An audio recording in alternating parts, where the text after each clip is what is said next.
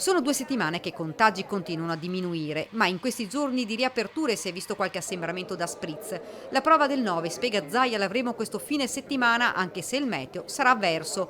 L'indice R con T è di 0,86 e l'incidenza è di 129 casi su 100.000 abitanti. Attenzione che due dati, 0,86 e 129, non è che è da far festa. Siamo gialli, ma non è da far festa.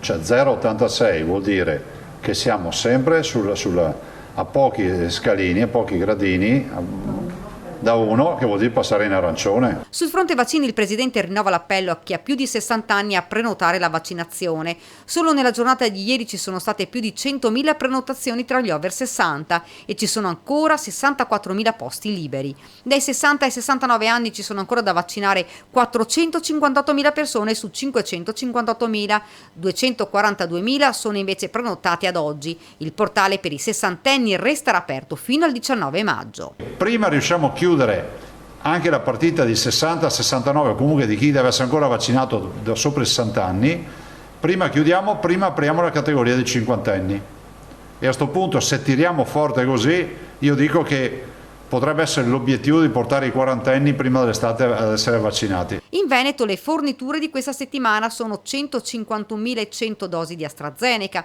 12.800 Johnson Johnson, 20.500 di Moderna, 185.000 di Pfizer.